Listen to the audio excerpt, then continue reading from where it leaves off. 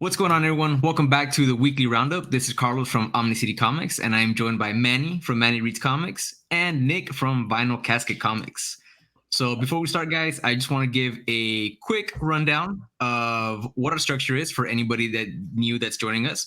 We're going to be going over our top three picks for the week, and then we're going to get into our disappointment for the week. And that can be whether it's a panel that we didn't like, something that one of our favorite characters said that we disagreed with, or it could be comic news related, just something that we were disappointed by for the week. And then we're going to go over our favorite covers, and we're going to finish it up by letting you all know what we are most excited for next week's new comic book day. But before we get started, please remember to subscribe, drop us a like, and let us know if you're enjoying what we're talking about, what we're discussing. It lets us know that we're doing a good job, and it would really mean a lot to us. Yeah, definitely. But I want to go over my bracket for where we are right now. So the first week, it was Batman number 119. That was my favorite pick for the week. And for the second week, it was Robin and Batman number 3. Robin and Batman number 3 ended up beating out Batman 119. I got a lot of Batman. And this week, well, let's see what it's going to be. Same as Carlos. I had Batman 119. I thought it was great. It had to be the best book for sure on the first week of January. Then last week, I think Fantastic Four, number 39, was the best one. And out of those two, Fantastic Four beat it. So that's the contender for the moment for the top comic of the month. But we'll see what happens with this week. Yeah. Nick. Yeah, I'm Nick from Vinyl Casket Comics on Instagram. Also, Twitch is Vinyl Casket and YouTube is The Vinyl Casket. Yeah, so my first pick was Tom Taylor's Dark Knights of Steel, and followed by the second week with Batgirls. And Batgirls beat it out. I was the only guy that didn't pick Batman 118 that week. But right now, I also have a Bat title that's doing pretty well. So we'll see what the rest of the month goes after today. So my number 3 is actually Supergirl, number 7. I had a difficult time this week in really getting down to what my top picks were going to be, but Supergirl number 7 made it into my number 3 pick because of the fact that it's been so consistent, and every issue has been an absolute marvel to both read and just look at. The art is fantastic, and Tom King is doing an incredible job with the dialogue, the pacing, and just the overall structure of the book. The dialogue is what I'm most surprised about, because I've made it no secret that Tom King was who drove me away from Batman, just because of the dialogue. But in Supergirl, it's been great. I couldn't find one thing that I could criticize this issue, and it's been like that. I want to say every issue from the very beginning, just all of it. I haven't been able to just sit there and really say I don't like this, I don't agree with this. I mean, not even nitpicks, it's just one of the best books that I've been reading. And in this issue, Supergirl is finally getting down to taking down all of the bad guys, and helping the character that in the book that she set out to get revenge for the death of her father. Finally finish her journey, and we got one more issue left, and I'm really excited to see how it's gonna finish up. But that's why it's my number 3 pick for the week. Are you listening, Nick? Number 3 for a reason. So I have so many questions. First off, who does an 8-issue limited series? Second off, like that usually it's 6. Like that's usually a trade paperback, 5 or 6. 8. Nick, and Second of all, for everyone that's watching, this is how hard it is to find something that's bad with this book. Nick is talking about the amount of issues that this title is. Like, what are you even saying right now, man? What? What are it's you like a guy who nitpicking? does a 3-issue limited series. Like, just do Like- 4. That's what Daredevil, Woman of Without Fear, is a 3-issue miniseries. Yeah, but that's all And gonna you get picked it at wrapped your up number into 2. one giant hardcover of all the different miniseries. It's different. This I didn't like the first issue. I read the first issue, was super excited because unlike you guys, I'm pretty sure neither of you guys read the Superwoman Future State stuff. No, I haven't. absolutely No. not. So with Future State, I know you guys didn't really get into Future State as much as I did. I read almost everything from Future State. I was very excited for Supergirl because of the way she was portrayed in the But Future that's State where you thing. went wrong because it has nothing to do with Future State. It's its own No, story. because all this stuff is Infinite Frontier, which was a Not this possible story. future that could lead to Future State, like all the other titles. This was like a tease in the direction that they might be going. And a lot of them took that direction and then spun a new tale with it. So I was excited. I went into the first title with a lot of excitement for this series. And I didn't really vibe with the artwork. Now, as I see you guys posting and talking about the artwork, it has definitely evolved from the first issue into something really beautiful. I personally just didn't like it. Oh, come on! But that just could have been because it was different beautiful and from the new, and I beginning. wasn't used to it. I might not have just enjoyed we it need that one We issue. need to make a segment where I have like an L and I can pass it down to you. Like, just take it, man. You were wrong. You were wrong. I personally, my experience with that first issue was kind of like, you can find my review on YouTube. If you find the week that it came out, you'll find my review, and I talk mad shit about this issue. And you both, I think, got into it way later after it came out. I'm glad I didn't watch that review because and I thought it was a little bit boring. I was very excited to see how it was. I thought the whole crypto being dead thing and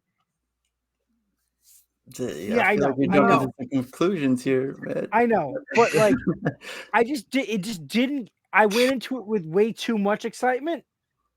Yeah. And it didn't match up and left me very disappointed. But that's my own fault. I admit that. I just didn't think it could have been that great, so I dropped it. Eventually, I will buy the collected edition, which is why I'm complaining why it's 8 issues.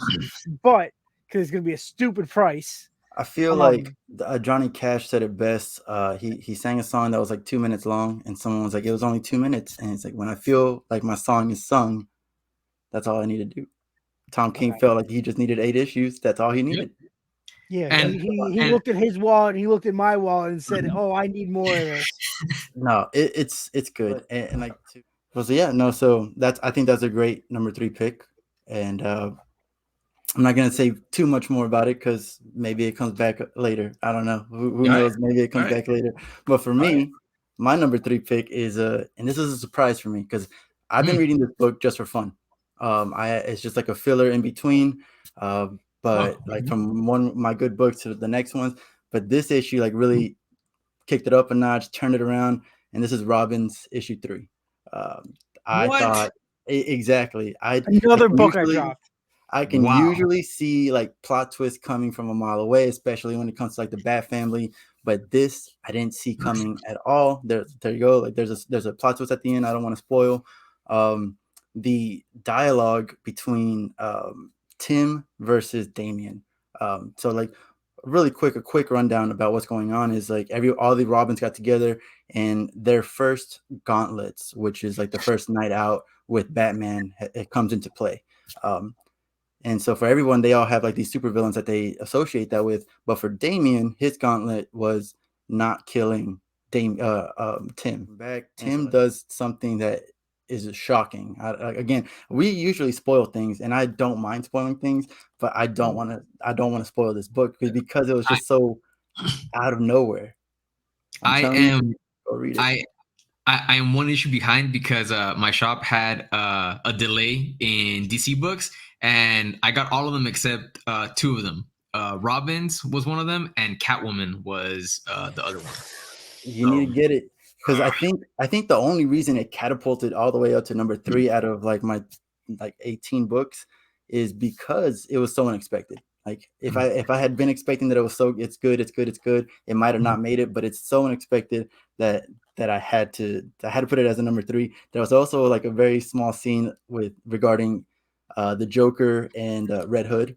And again, Damien shows up there. I made a post about it on my Instagram. Damien shows up, and basically Damien is like making a joke about the crowbar towards Red Hood, and he's just like, I was gonna use a certain line if I ever had to take down the Red Hood myself. It's like, come on, Damien, shut up. First of all, you can't take down, but I think that's my number 3 for sure. Like it was a great. I had like reactions to it. It was great. Hype is building, man. Hype is building. Hype is building. Forget the hype. Read it at the down low. Am I just a villain now? Because think both so. books you guys just put in your top 3 are books that I dropped. Okay, guys, I'll let you know who my number 3 is. So these are two guys above me that all I talk about is I'm getting this new indie title, and I'm getting this new indie title, and this indie title, and I love indie titles, and always talking about their great indie titles. It's true. But never want to put their top 3 as indie titles. So I gotta go and give you issue 125 of Teenage Mutant Ninja Turtles from IDW. This issue was spectacular. So why was it spectacular? All right, so if you guys don't know, I'll catch you up real quick. So basically, in the Teenage Mutant Ninja Turtles universe, there was like basically a bomb set off that mutated all these civilians into mutant animals also, and they're all kind of like Berlin walled in, and it's called Mutant Town. So there's all these former humans and some other humans that were in like underground and in basements that didn't get affected by it, but there's not that many.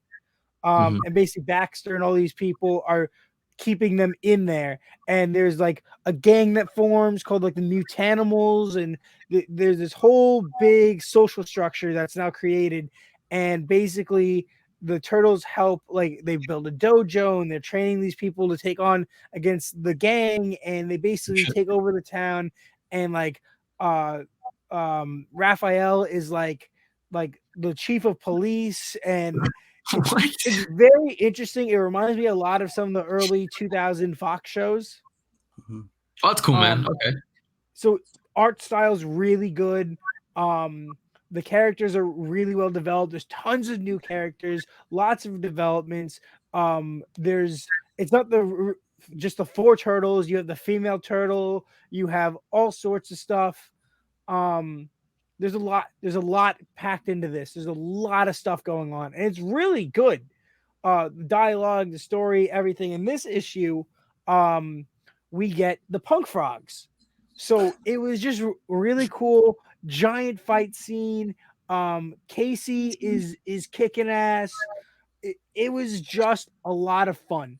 When I read this book, I was laughing the whole time. The fight scene was just spectacular. The artwork was really good. Does it say who's the artwork here? Campbell, Eastman Campbell, Patterson, really good. Highly recommend. It's one of those series that you could just jump in, read like 2 or 3 issues before the current issue, and you know enough. Yeah. Nice. So that was my number 3. I think Nick has figured me out. He's like, I don't want Manny talking shit, so I'm just gonna put a bunch of books that he's not reading, so he can't say anything. That's fine. It's a valid play. It's a valid play. I like it. It's a challenge. Yo, I gotta say though, I have heard a lot of good things about the Turtles books, man. And by the time that I wanted to jump into them, it was one of those where it was just it is 125 issues in. Yeah, man. So but that's a hard jumping on point. Those collected editions though, with like the katana spines are really cool looking. And I've been thinking about getting like the collected editions because I mean Manny convinced me to jump on Power Rangers, and shit, man, the Power Rangers have been absolutely phenomenal. And I'm I feel planning on like doing the same thing soon. I feel like the Turtles may give me that same kind of excitement. So it's the nostalgia. It's really the nostalgia, and then the creative team is just really they're able to pull on your nostalgia. Yeah. In a really good way. Okay. Another thing that was really interesting in this storyline is that this alien race of clone triceratops, one of them gets pregnant and gives birth. It's a Ninja Turtle. In Ninja Turtles. No. And the Krang was there too. Yo, this sounds wild, man. And like I mentioned, I want to get into it. Hopefully soon I'll be able to jump on, and who knows, man.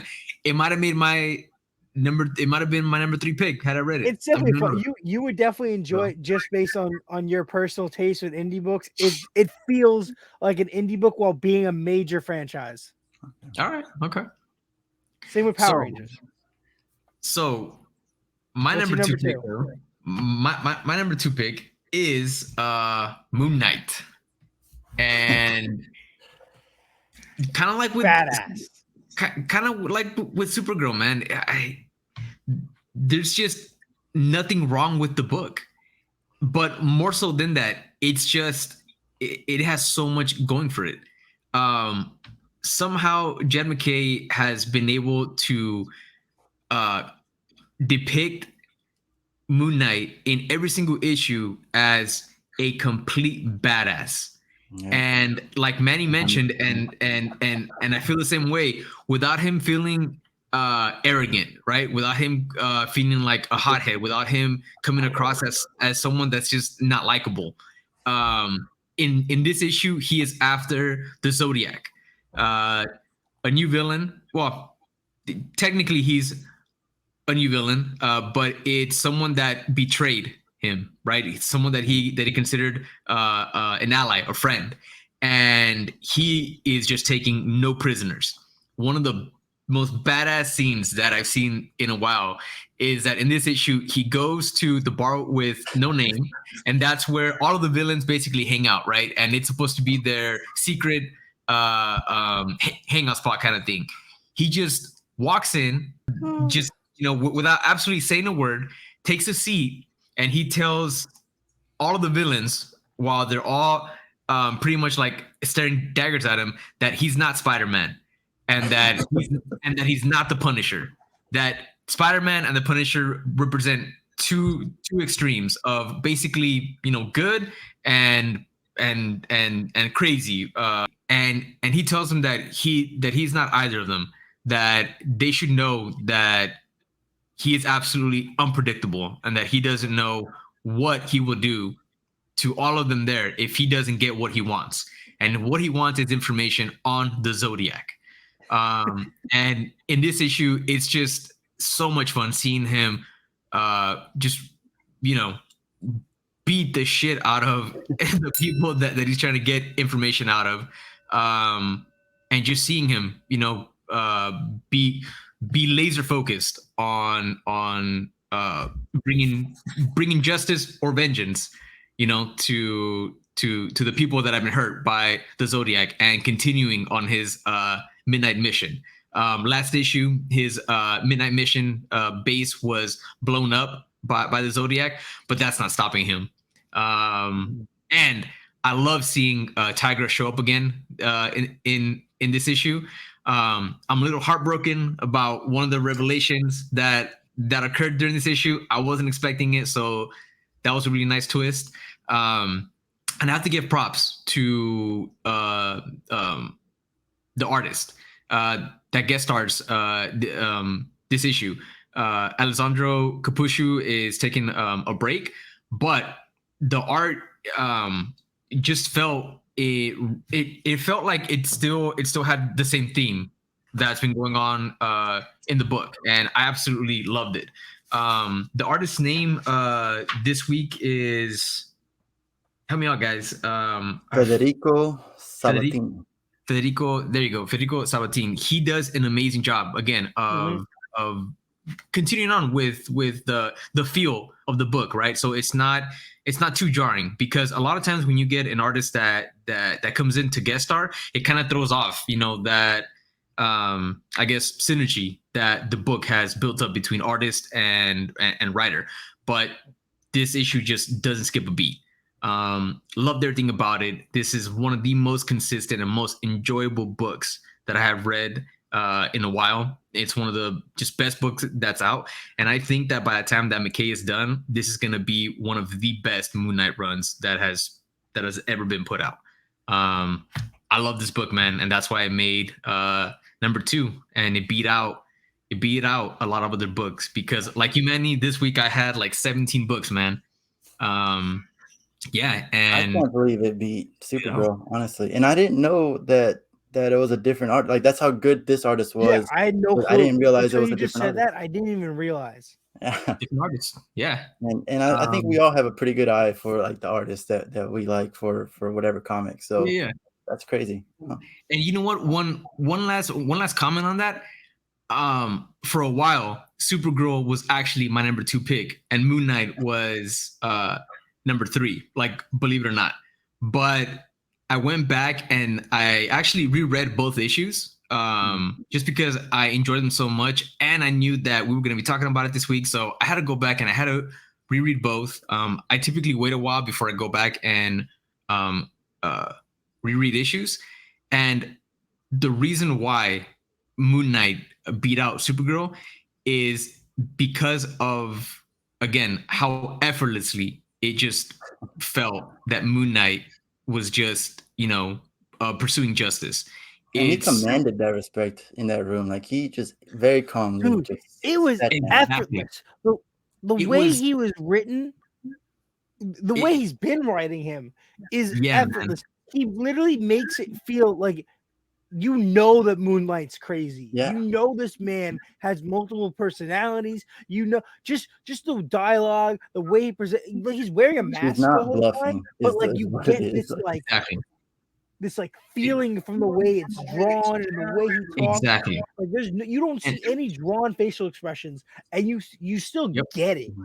Yeah. Like, and you know what? It doesn't feel he doesn't feel outlandish at all, man. And I think that that's extremely hard to be able to write and to be able to depict.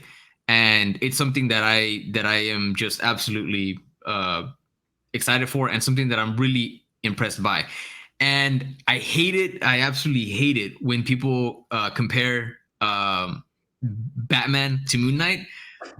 But dude, so I'm not different. Gonna lie. Yeah, they're so different, but I'm not gonna lie. If Moon Knight and Batman were, to be, I guess, compared, I'm gonna say it.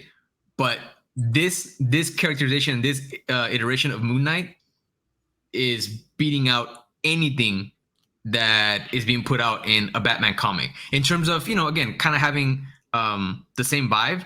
And what I'm getting out of Moon Knight is what I wish that I could be getting out of Batman books.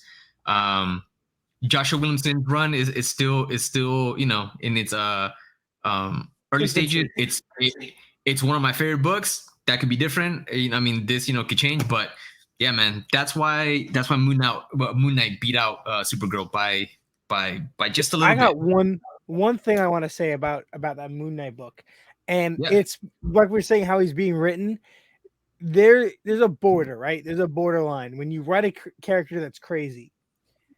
There's crazy, and then there's crazy Deadpool crazy, where you write them and it's almost joke, like it becomes humorous unintentionally, because a lot of the stuff that Deadpool was originally written was supposed to be like crazy jokes, and then he became known as a humor. He borders on that line where like he's scary crazy, but it's also humorous because he's terrifying. Yeah, no, absolutely. And like, just to kind of roll into my number 2, I disagree that Moon Knight beats Supergirl. For my number 2, I put Supergirl Woman of Tomorrow, issue number 7. Like I think Nice. I think it was a really hard, like I think this actually does portray how hard your decision was to have Supergirl, Moon Knight, and then you had to switch it out, because I had that issue for a little bit until I read the rest of my books. But I think that Supergirl definitely beats it out, though, because the villain in Supergirl, it's just like a villain, true through and through, like just vile. You hate him. There's no redeeming factor of this villain whatsoever. He is just like, you want the things that are going to happen to him. You want that to happen to him. And he's the craziest part is like, he's not this huge overpowering anything. He's just, I would say human. He's not human, but like compared to Supergirl, he's just immortal, and it shouldn't be like, he's just I shouldn't care about him as much as I do hate wise. Right. Again, we already talked about it, but the art is just beautiful. I love it. I can just, I imagine if it was all in a like kind of like Radiant Black with the black light edition, it would be amazing to see like a black light, just any of it. And then finally, it's not a Supergirl book. This is about I don't know how do you pronounce it, Ruthie. Ruthie. That's what I I call how do you her. pronounce it? Ruthie. Okay, because it's spelled Rutthye. Yeah, but it could be pronounced different ways, but I say Ruthie. This is a book about Ruthie, and she's narrating it, and it's about her journey and what she's going through. Supergirl just happens to be along for the ride, honestly. And like this, I care more about, especially in this one, you have Supergirl story and Ruthie's story separately.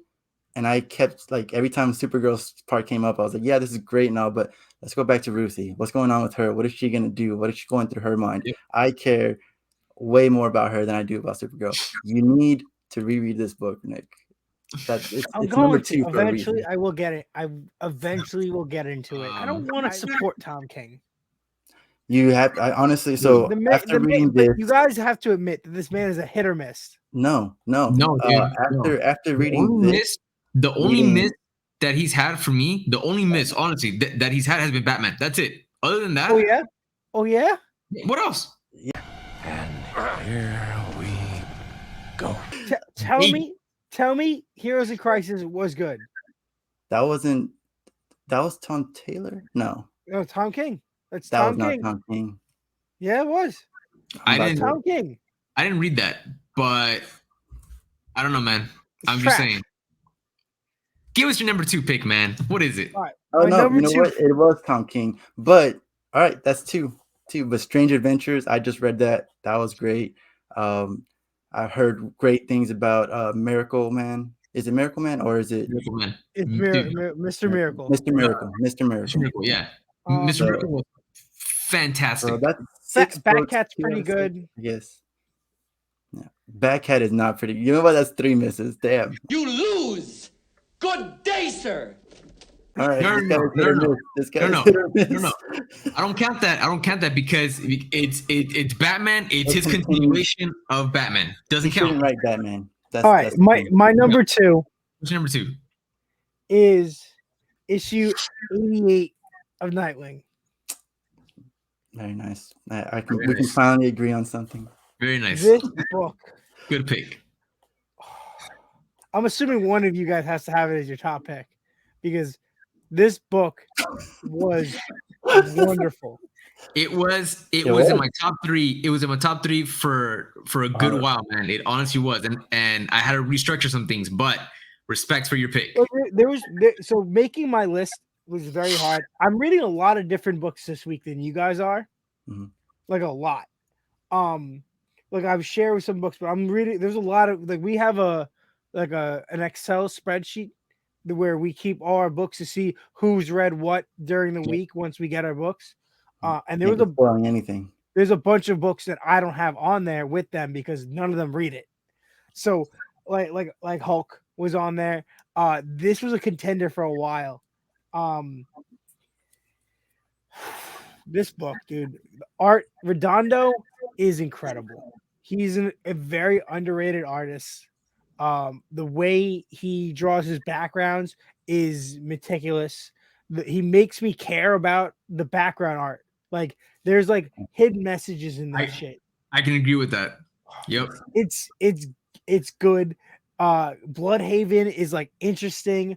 The whole plot that Tom Taylor is doing with him taking the Alfred's fortune and putting it back into the community to take back the community both as Nightwing and as Dick Grayson, starting like a foundation, the Alfred Pennywise Foundation, and building like a community center where all these kids are living in tents.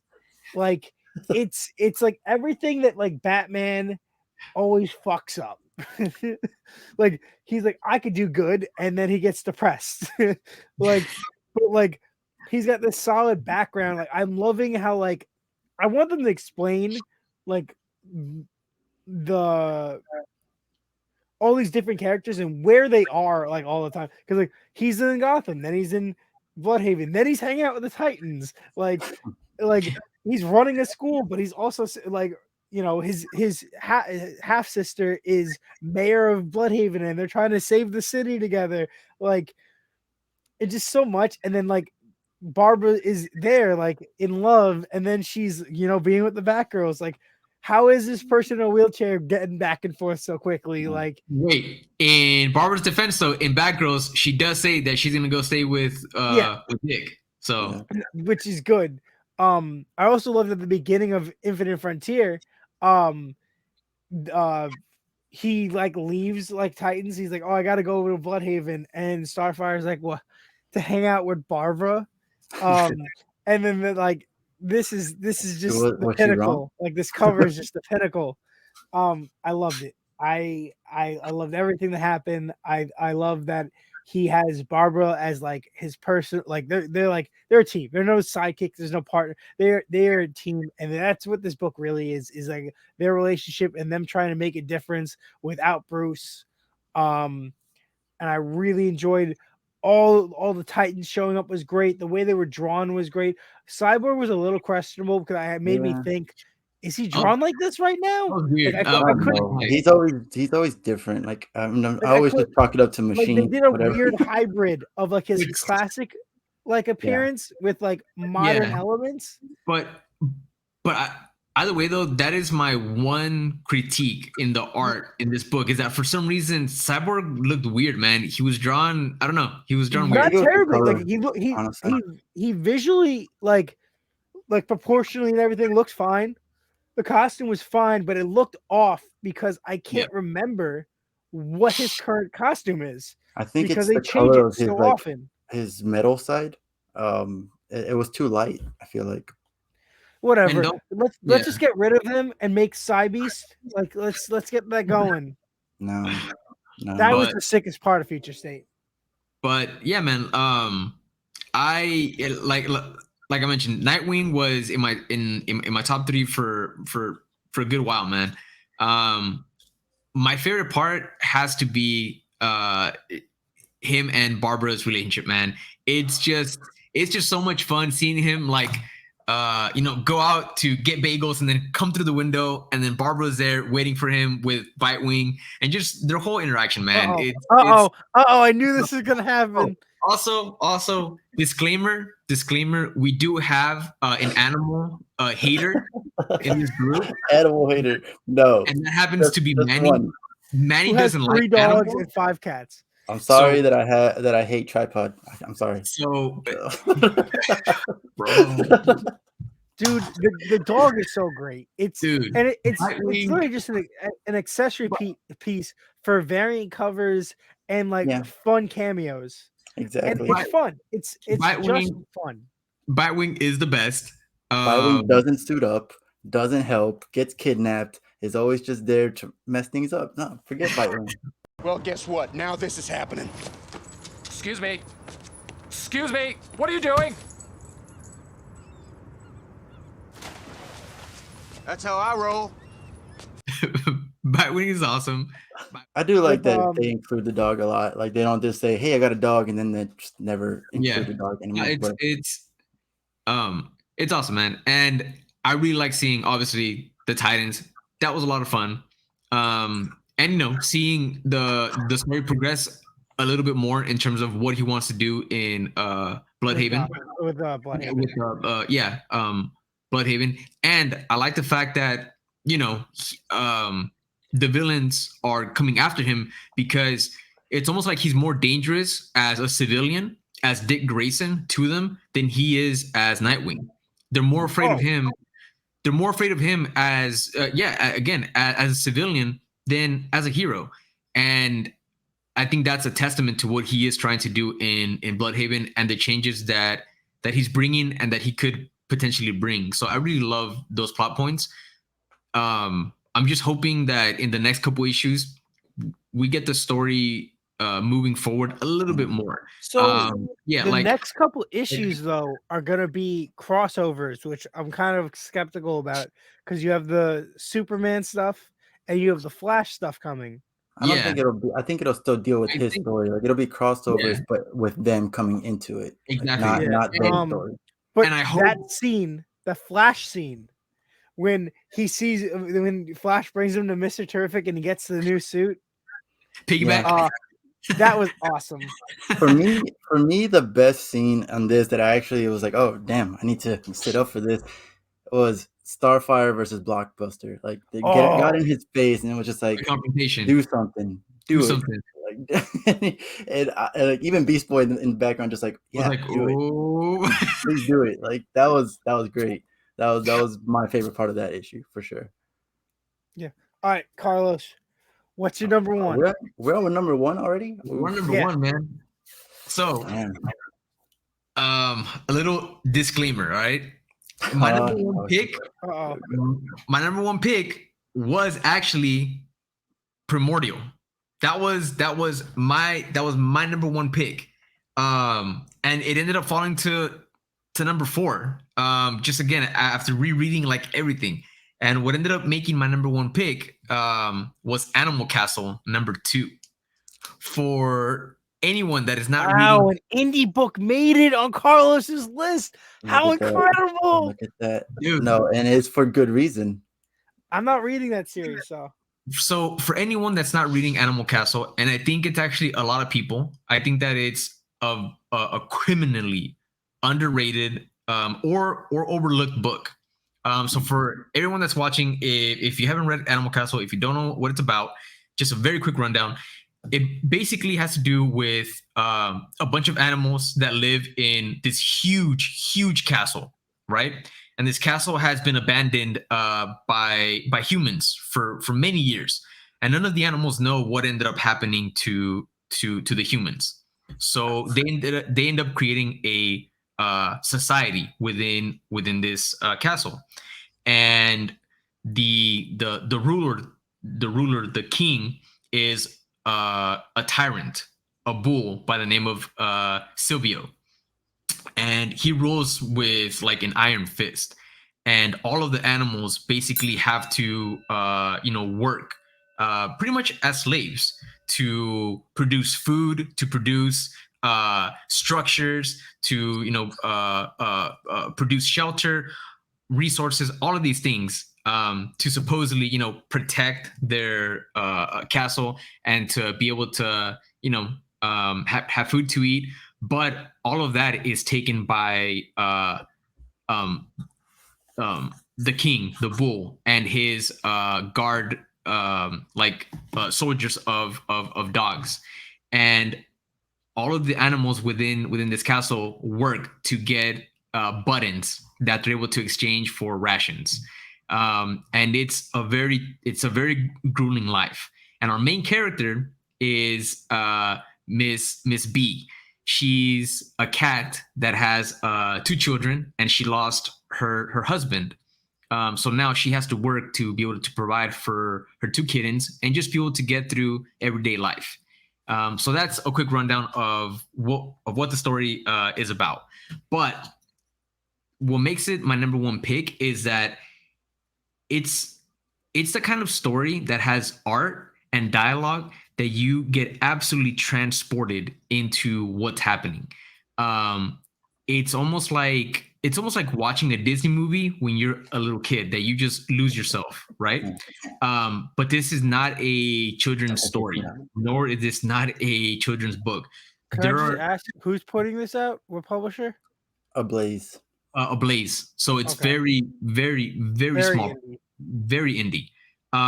This True is indie. right, yeah, true indie. This is a grueling book to get through, man. Like it is emotionally like draining at times. And it's the kind of book that just leaves you with your thoughts after you're done. And I promise I'm not being dramatic. That's how good this book is. And it's very unique in what I've seen in comics. Think Animal Farm. I'm sure that many of us had to read Animal Farm in high school, but again, just much more adult. The dialogue, though, phenomenal. The pacing; those are two things that I always look forward to, or that I admire in a book is dialogue and pacing, and this book has that. It's a meaty book. You get a lot of story, but events unfold naturally, and you really get to see the characters in this book go through their hardships, and just try and persevere. But it's just a great book, man, and It really is. I can't wait for the next issue. But that's why it's my number one pick. Manny, I know that you're reading it. If you have any thoughts, I'd love to hear them. I completely agree with you. Like it's for every reason that you said. It wasn't on my top 3 this time, and usually I complain about dialogue, but this book needs that dialogue, and it doesn't feel like I'm reading too much. Even though it is a lot, I don't feel like I'm reading too much because everything just works out beautifully. And you took what I was gonna say. Like it does look like Disney, the Aristocats. Like that's what I think of sometimes with the main character, with the dogs. The dogs look like the Aristocats from that movie. That's a It's great just, comparison. but it's what's the artist's name is Felix Delep. He's doing a great job there, and the writer is Xavier Dorson. I've never heard of any of these guys anywhere else, but hopefully this gives them the success to continue making more stories and stuff, because this is a great book. I really have nothing else to say about it other than like I really like the side stories of it too. Like you also have like these ducks, and they remind everything reminds me of Aristocats. You know the little geese, or whatever in there. It looks just like them. It's amazing, and the villain is such a stubborn, bullheaded person. It's a bull, and like you can just see what his downfall is gonna be. You can't wait for it. You know it's gonna happen, but he's a villain for sure. Like you want to hate him. Like there's nothing redeeming about him either. So I like it. It's a good first pick. I like it. I got nothing to say. You got to read it, man. I guess you got to pick it up. Too much stuff, dude. All right. Too much stuff.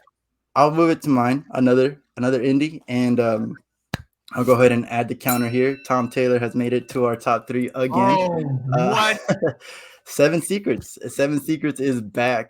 Nice. From the hiatus. This is issue number 13. We get Casper's story back, and this is your book. First page, like the very first page. I'm like, what's happening? Why are we seeing this? Why are we? I haven't read it yet because my shop didn't get it. I'm getting it on. They're saying hopefully Monday or Tuesday. But again, maybe it would have been in my top. So everything I have to say about it is very spoiler free. Because I like these so much. Like some of them I want to spoil, but like this, especially Seven Secrets, is such a good book. Art by what is it, Daniel? Daniel. Yeah, DiNiccolo.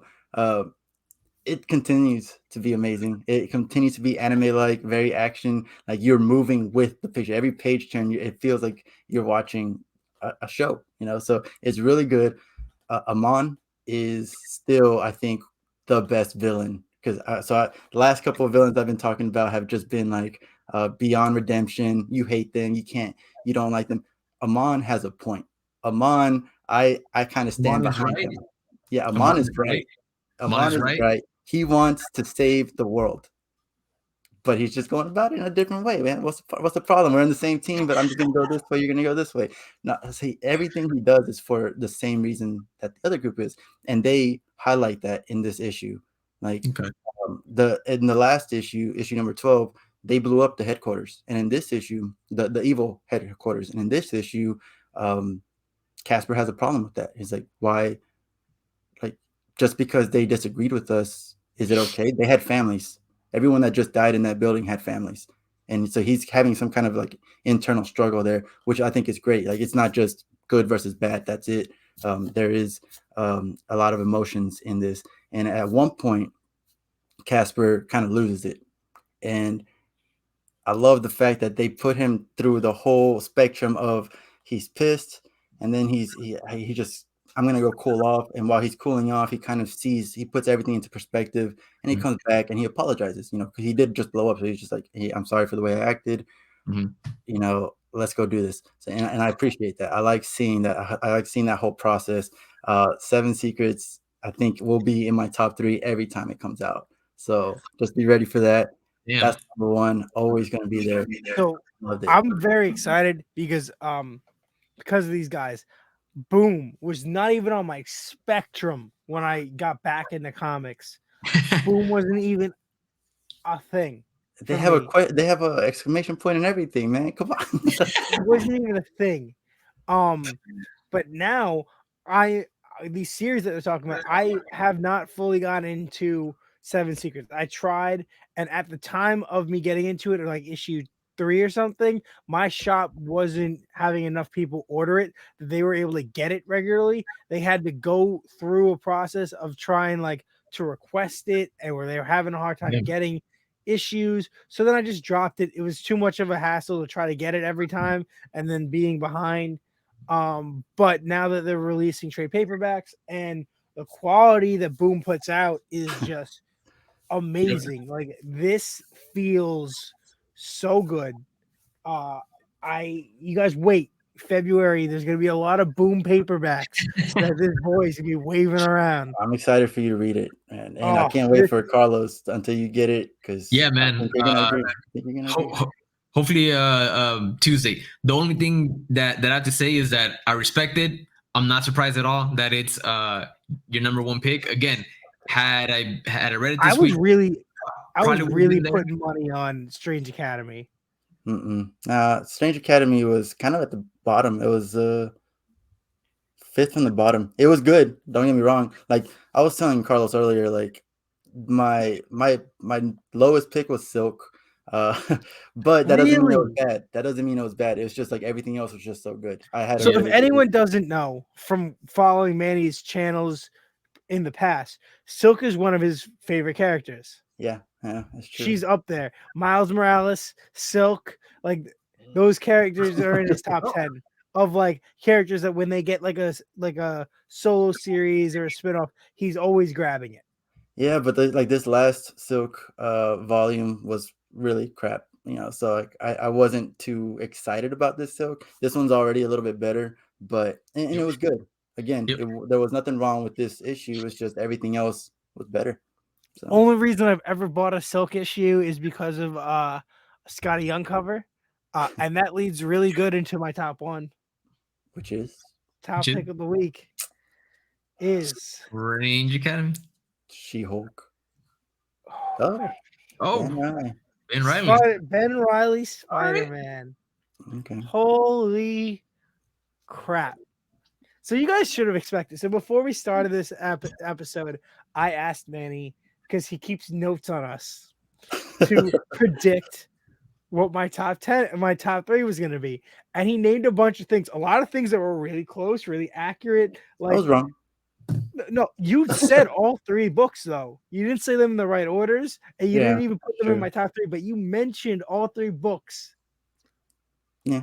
And I was like, wow, he really does know me. Not on the point. Not on the point. Yeah. But he understands like what's going on in this crazy dome. Ben Riley is an amazing character. Okay. And I'll get into some things later.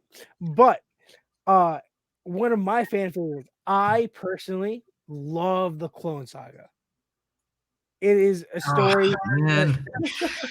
It's all right. Obviously, when it was coming out, it's different because it was prolonging comics for years. It was putting things on the back burner.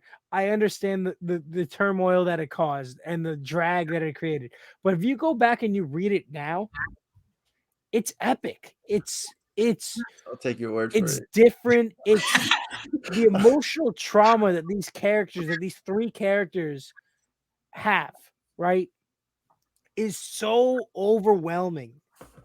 And just you can't imagine living that. You can't imagine going through it. These characters who are super powered creatures on their own, but imagine like a normal human couldn't live with that. So imagine someone with already other people's responsibility tasked on them now having to go through this identity crisis of life. And this book is one of these books that Marvel likes to do where it's set in the past. It's storylines that haven't in between other storylines from like the 90s. They've done it with X-Men, they've done it with a couple other things where they kind of like, oh, here's this really cool book of a character that people like. Here's stories that were never told that like fit into other storylines. This is right after during the end of Clone Saga, or like towards pretty deep into it, where Peter and MJ leave and they go to move to Oregon, and Ben Riley, his clone, who's taken the first name of his uncle and the maiden name of his aunt, and is trying to he's now Spider-Man. He's trying to, but he's like, who is Ben Riley? He's like, who is this person that I am? Who am I? And this is where like he thinks that he's the real Peter Parker and Peter Parker was the clone, and everyone is convinced of that, and like that's a thing. And he's like walking around the city, like just observing everything happening around him. And uh uh J. Jonah Jameson sees him and screams, Parker, Parker, what are you doing? Like, I thought you were leaving. You already messed this up, like yelling at him. And he's like, I'm not Parker. You got the wrong. And like the sheer amount of anger and disgust and also like hatred towards himself because he can't be this person that it's just there's a lot going on. And that's why this character of Ben Riley is so complex. And this book has everything that they're trying to give us right now. There's therapy, there's emotional struggle, there's a really good fight scene with a very underrated, unknown character villain in this book. That's awesome. That fight scene was sick. The whole like reforming villains and villains, you know, they can be cured kind of concept that everyone just needs to work on their own personal struggles. There's so much in this one issue that blew me away. Like, obviously, I was excited for it. Obviously, I thought it was going to be good. I didn't think it was going to make my top 3. I was probably, it's going to be my favorite cover of the week. But because it's my top pick, I just took that away from it. It is one of my favorite covers, but this book is just great. I don't know if you guys read it. I actually was telling Carlos before we started this that I didn't get a chance to read it, and I wasn't too worried about getting to it because it wasn't going to make my top regardless. I highly suggest you try to read it if you haven't. I'm going to read it for sure, but I have it. It's just it's definitely going to make you appreciate Ben Riley as a character. I don't think he should be the main Spider-Man ever. I don't. I think being Scarlet Spider is perfectly okay. I'm okay with having 2 different Spider-Men. You know, he's a Spider-Man, but he's the Scarlet Spider. Yeah. I'm perfectly okay with that. And I am looking forward love to him for what he is. I'll say that. Like, I'm looking forward to it. I know that it's not going to be a top. It's definitely going to surprise you in how good it was. Because the writing in this, I have the variant cover, so I can't see who the writer is.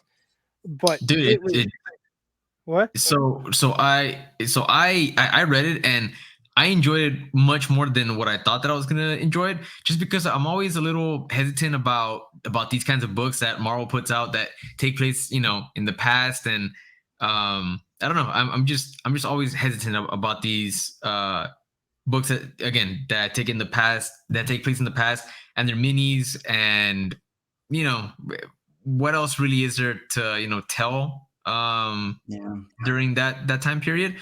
But this book, like you mentioned, it's a lot more complex than what I thought. I really enjoyed the their therapy angle. I really enjoyed the struggle that Ben has of pretty much having to forge his own identity, his own path after.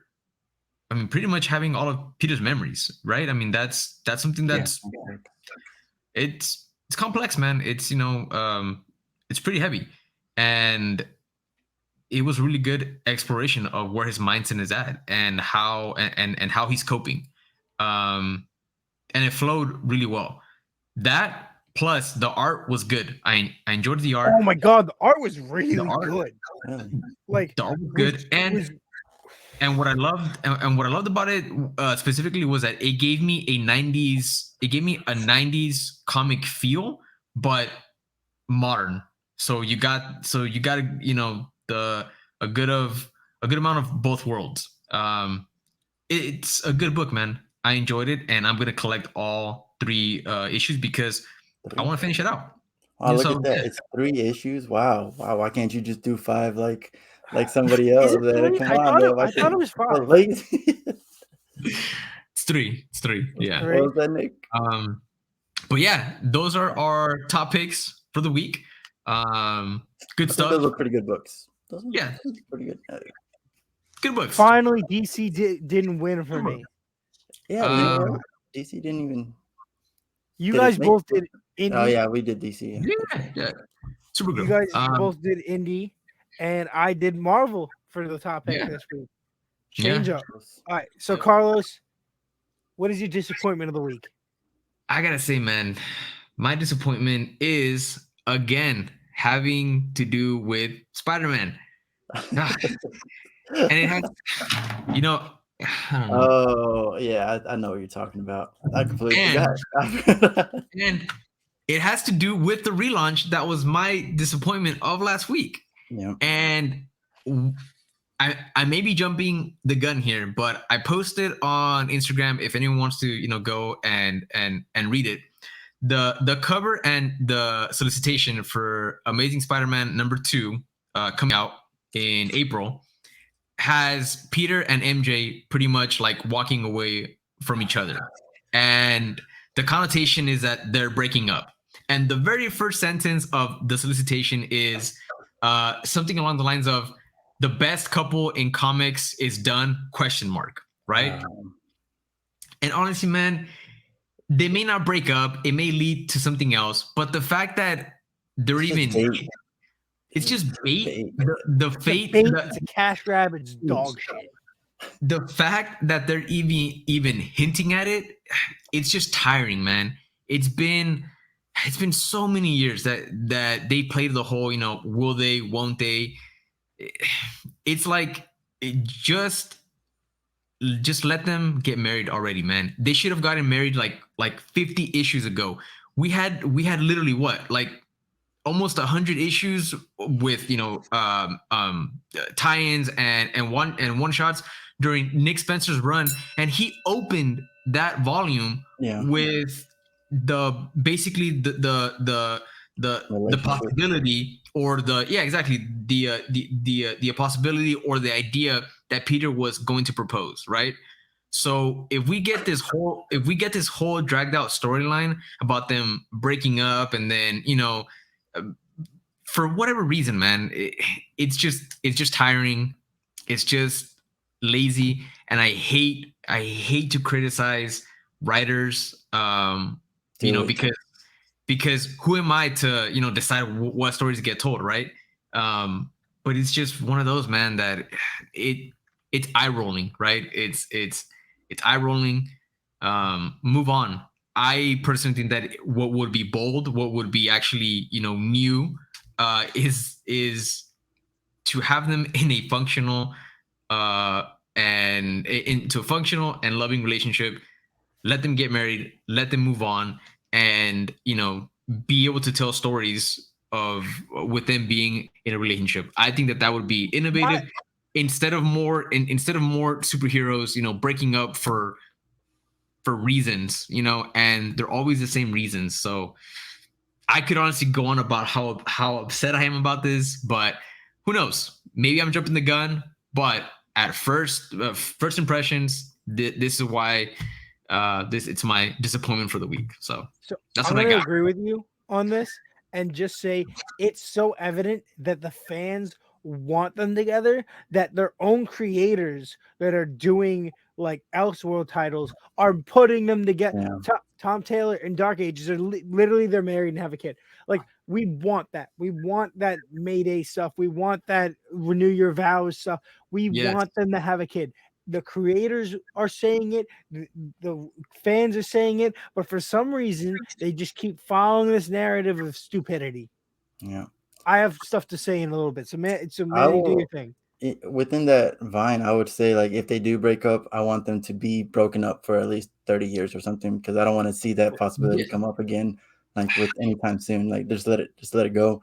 But for me, my disappointments this week, they're not huge. Like the reason Silk is last is like, how long is she going to be technologically behind? I think that's kind of played out. She's had time to get into this new world. She's had time to learn technology, but she's constantly known as analog and stuff. And I get that that's kind of her thing, but I'm a little over it.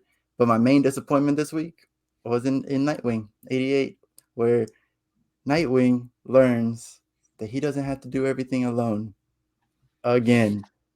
Like how many times do heroes in any book have to learn that they're not alone? They have family. They have do you not realize who raised him?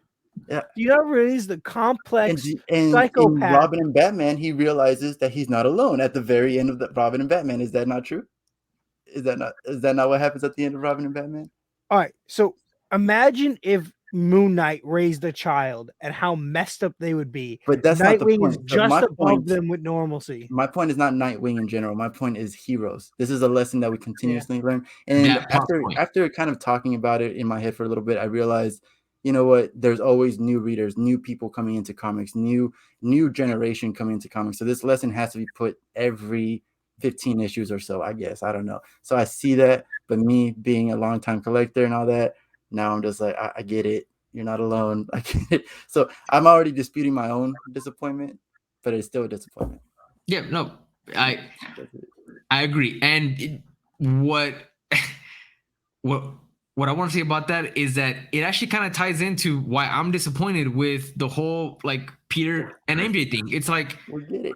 It's like, come on, guys, like we get it, and I get that there's new readers coming in. Like I get that, but still, at some point, it's like you gotta do something a little bit more different, original, or maybe not original, but actually take it in a new direction. We've seen Dick learn that lesson, and it's why I agree with you, and why I also think it's kind of like I don't know. That shouldn't be something that he's all of a sudden realizing, is that that's literally what he's been trying to get Bruce to understand. In Robin's too. It comes up in Robin's. Forever, for years, is you're not alone. You have us. Like we're here to help you, So I can see why you're disappointed, and I'm not gonna lie, that did come across my mind when I read that. I was like, like if that line was out of that book, it would have been better. Like it was still a good book. Nothing wrong with it. It was just like that line wasn't needed. Is it bad that that's one of my favorite things about Nightwing is the fact that his imperfection is the fact that he can't overcome the thing that he's always trying to get Batman to overcome, is that spending so much time and being raised by Batman has made him realize that that's wrong. And then he ends up like in one of the Christmas specials, he literally was like late to this party because he's like, oh, I got this. I won't bother them. I got it by myself. And then has to get rescued by them. Like, and it's funny because then he's like, damn, like, why do I keep doing this? And I enjoy that. Personally, I didn't have any problems with that. I can see where you're coming from. Yep. And as a grand scheme throughout comic books, I hate that they have to repeat these themes over and over and over again. I hate I that. get it, but still. Nightwing is a character where like I kind of get it. It's one of his personality tropes because Mhm. without that one fault, he would be too perfect. He doesn't need a fault. All Or he- characters need a actually, fault. he They has need a many fault. faults. He's a playboy, all right? Like he's got other faults. All right. But what's Okay. your disappointment? What's yours, man? So we're gonna start off with me explaining something for you guys. So my disappointments normally so far, and how I just do them in general, is it might be the artwork of an issue, it might be the cover, it might be the Mhm. story. But this week we have a heaping pile of dog shit, Whoa. which That wasn't is bad. What? Spider-Man 86. So the storyline itself is not terrible. My issue here is the artwork was terrible, god See, awful. pause real quick. Wait, Just real what? quick, pause. I think it's hilarious you say that because as I was reading it, I was looking at Ben and I was saying, this kind of looks like Nick. Fucking hate you. You say this all the time. I hate you. I'll take it as compliment because in here he looks great. So one of the worst problems is that the artwork has been Like it's been okay. It's been on and off. There's been issues where it's better than others. And this issue, it's kind of not good. And the biggest problem here is that when you read this next to it and you see two different issues of Ben Riley and him look amazing in this, and then the ongoing current main title that is the one that's going to get more readers, and that people that are going to jump into Spider-Man from the movies are going to grab this title and not this title. The artwork should be a lot better than a side miniseries.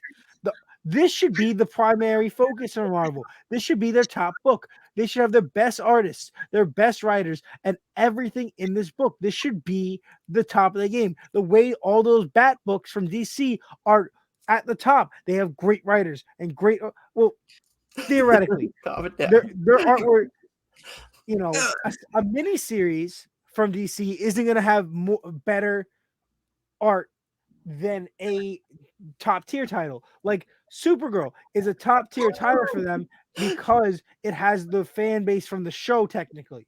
But that's Like a mini it's a title that people are going to jump onto. Younger people might jump onto, and having good artwork and good story is going to propel that franchise forward. This is your main character. This for Marvel. This is their cash grab. They got to stop doing Ben dirty. They just need to stop doing Ben dirty. And my problem here is that when they started this Beyond series and they introduced Ben back in, I'm like, okay, they have so much potential to set him up for his own series. They can have two Spider-Men. It's perfectly normal and accept. There already is two Spider-Men. They can have three. They can have four. That's fine. There's New York is big enough. We've already done it where we've sent a guy to Texas. Like when Kane was Scarlet Spider, he was in Texas. There's plenty of room to have as many Spider-Men as we really want.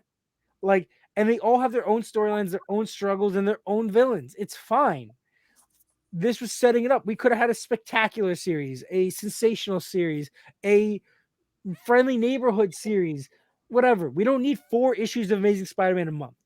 Yeah. We could have had Ben set up. They were setting him up, building him up, giving him Janine back, setting up a really good. Nick, What's your main disappointment? I feel like Nick. I feel like your disappointment is no longer the art.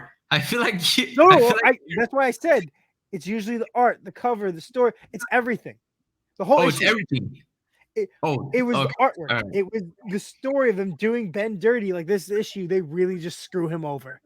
Like and it's only going to get worse from here.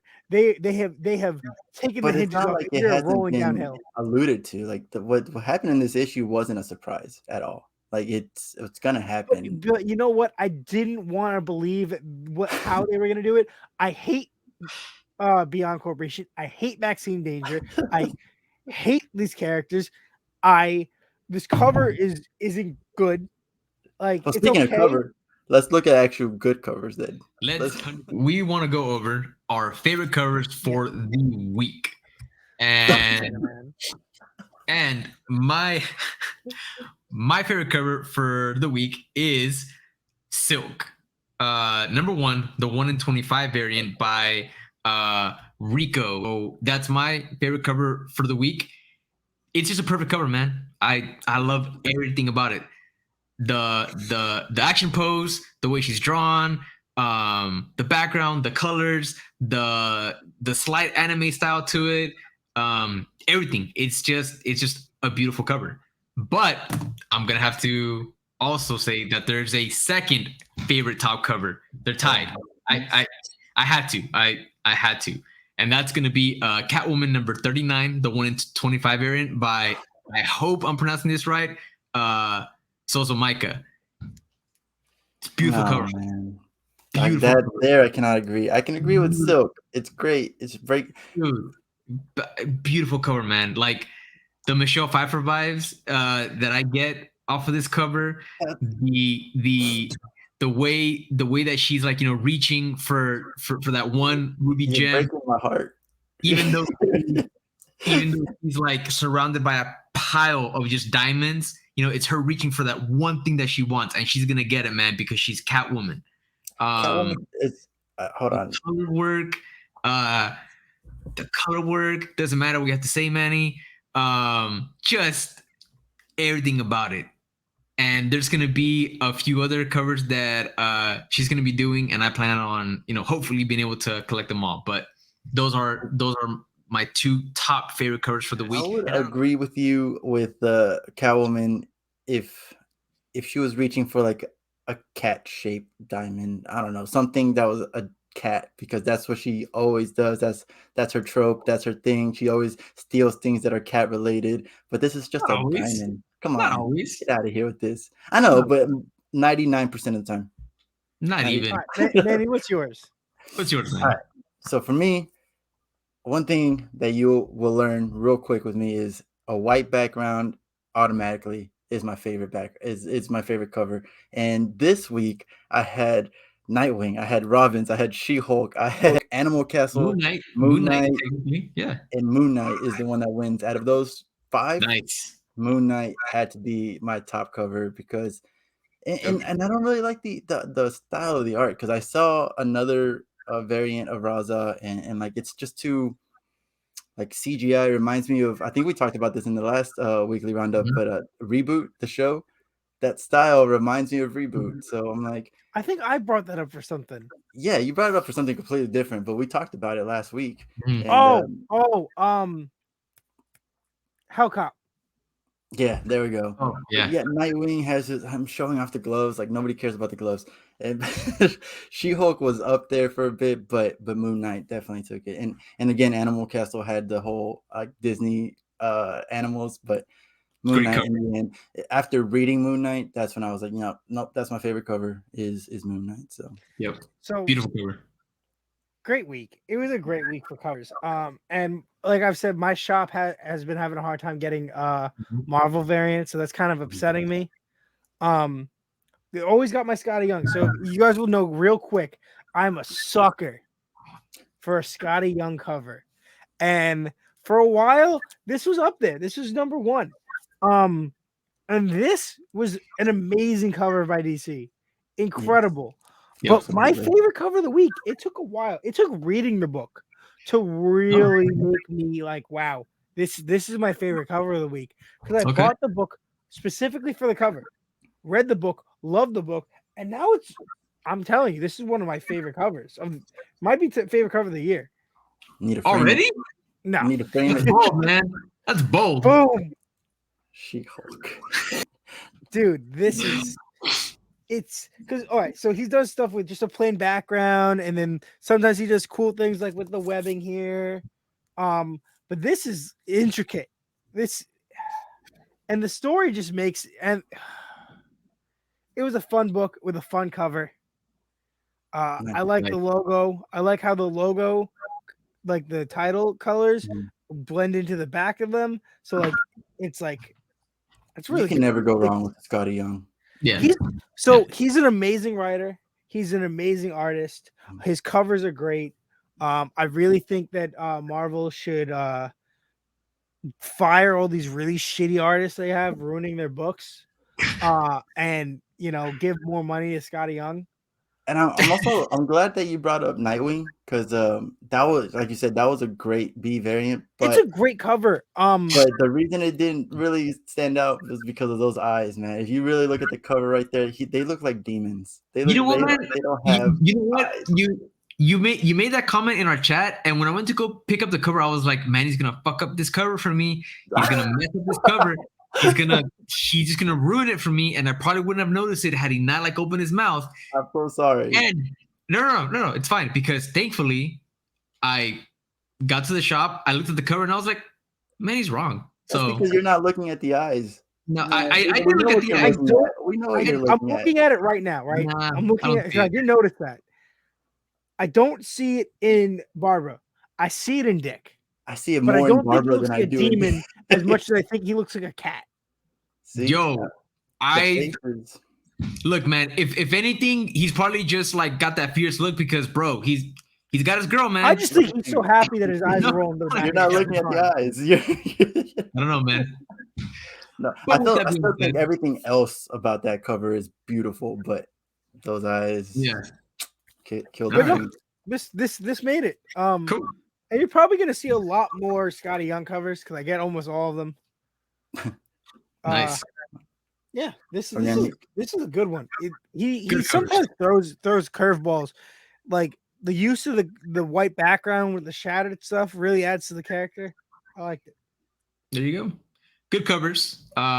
With that being said, we're gonna finish up by going over what we are most excited about for next week's New Comic Book Day. It's gonna be tough.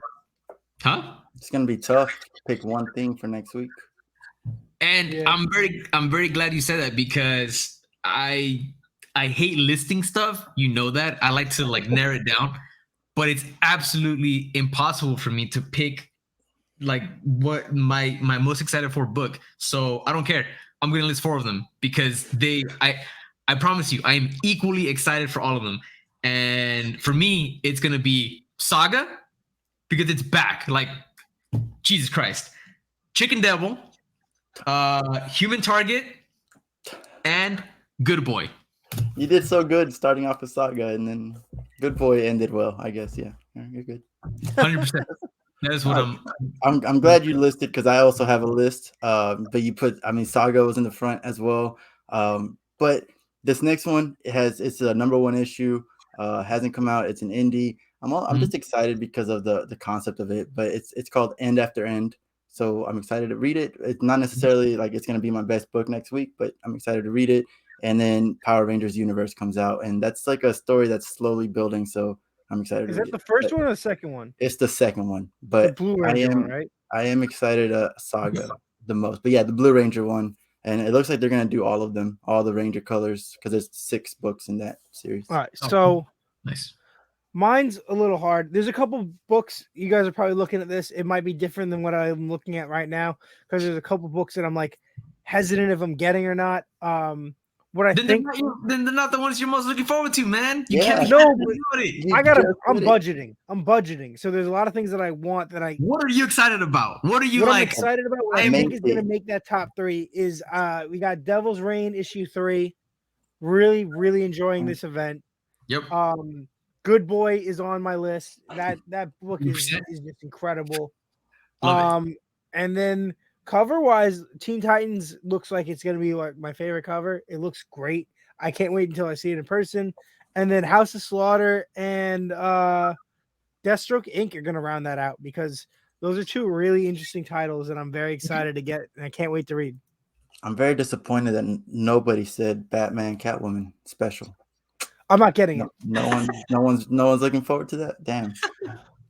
All right, so with the You know, Batcat series, I'm only getting the Jim Lee variants. Yeah, well, they suck. The whole There's book. no Jim Lee variant. I'm getting for it this, too. so I'm not getting it. I'm lashing out at myself. I'm not lashing out at you. I'm lashing out at myself. It sucks, but I have to buy them. I'm not getting it. I don't need it. I'm only getting the 12 issues, and that's it. Good. If they had a Jim Lee cover, I would have gotten it. But Either way, though, we got a lot of good stuff coming out next week, and I think that's it for us this week, guys. We just want to say thank you again for everybody that's watching. Please, if you like what we have to say, give us a follow, give us a like, subscribe to our channel, and please Hit that let us bell. know. Yes, and let us know what your top 3 picks were for the week, what covers you like, what you were disappointed in, and what you're looking forward to next week. Also, don't be afraid to comment and let everybody know, except for me. Obviously, I don't pick anything bad, but let them know what bad picks they had. Absolutely. You can tell me I suck. I want the comment. But also, let us know what we're not reading that we should be reading. Yeah. Something that you absolutely enjoyed that you did not see us talk about, that you did not see it make our top 3, and let us know what you think we should be reading, why you love it. We always like to hear from everybody. Thank you, everybody, for joining us. We'll see you next time.